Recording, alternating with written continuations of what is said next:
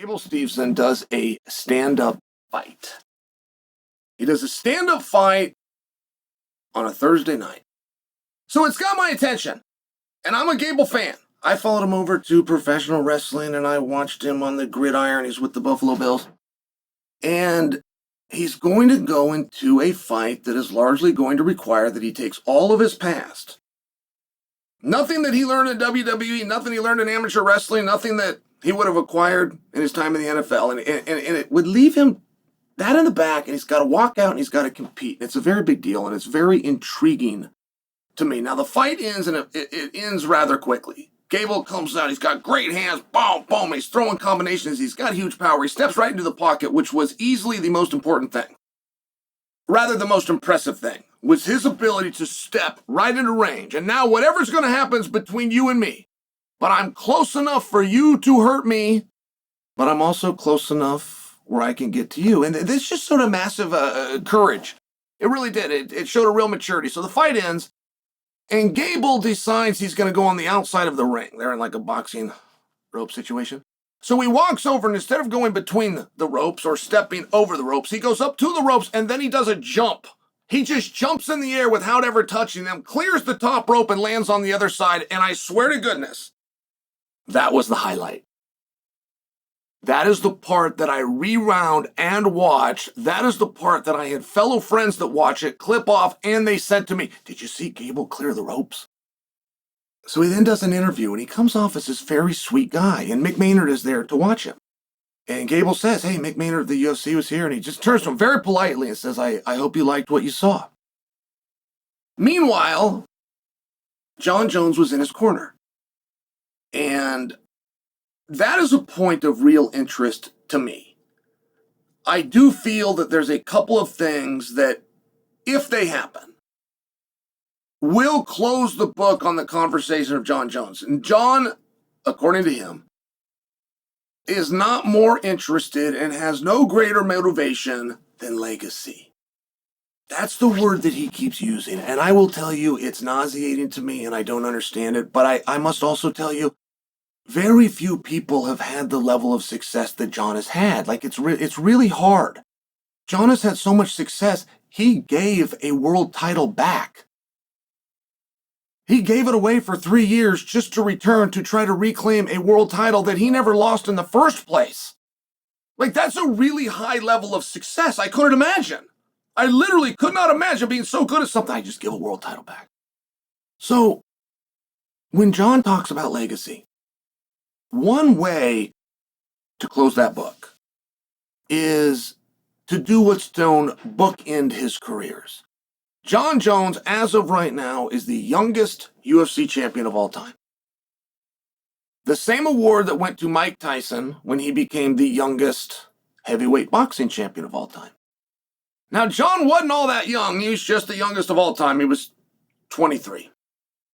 And if Jon was to be the oldest UFC champion of all times, if he was to bookend that, as far as legacy goes, I feel as though there would no longer be an argument. Now, the youngest fighter of all time is Jon at 23, and just in case you're wondering who the oldest fighter is, that is Randy Couture at 42 years old. Jon is around 38 years old right now. So he'd have to stick around for a while. That's going to be a hard one to do, whether he does it or not. Another way to add, if you're talking legacy, is to coach a world champion, to train somebody else to do it. It's a very rare thing. Any sport that you watch. You watch the Olympic Games, it's very rare, it does happen, it's very rare that your coach in your corner that got you to this spot is also an Olympic champion. The general rule in sport is that some are good at doing it and some are good at coaching it. There's not the same. Michael Jordan, by example, never went on to be a great coach. Nobody is a really successful basketball player to this day that quietly thanks or publicly thanks Michael Jordan for the tutelage in the backyard. Doesn't usually work that way. So, with Jon Jones, with Gable, I think that's interesting. I'm told that Jon is a really great coach, and I got told that by Holly Holm. I thought it was something that they were using for marketing. Holly Holm said, no. If you ask him for help and he says he'll give it to you, like he shows up at certain times, he has times for you, he has a game plan, he has strategies, he sits and watches you, and then he comes with notes and comes in the next day and shows you what to do. Like, this is the rumor on Jon Jones. And when Jon was with Gable, it gave me a little bit of pause. First off, Gable's a great athlete. It's going to be very hard to go wrong with him. Whoever can attach themselves to Gable is likely going to go as far as that sport allows. Like, you don't have to be great at being a wrestling coach. If you are with Gable, he'll take you all the way to the Olympic Championship. He'll make you look good. MMA is a little bit different. No matter how tough you are and how athletic you are, it requires an immense amount of discipline and work. You gotta bleed and sweat in that specific sport. You didn't used to have to. It wasn't like that. It wasn't like that in the late 90s and maybe even as far up as about 2001. If you were an elite wrestler, you could come over to MMA, it would work. But it doesn't work anymore. And that's the part where it makes me interested. Is this just for marketing? Are they actually in the room together? Like there's no athlete in the world that wants to go into MMA that is going to be able to look at Jon's career and go, I want to be like him. Everybody's going to do that. But there's no athlete that can say, okay, I'm then going to go do what Jon did. If I train and I prepare and I sacrifice and I'm disciplined like him, I'm going to get the result that he got. No. No. You can't copy him to be like him. He's unique. He's a one-off. He can get away with certain things. And I do wonder how deep that relationship is. They're both very happy to tickle each other's nuts. I appreciate that.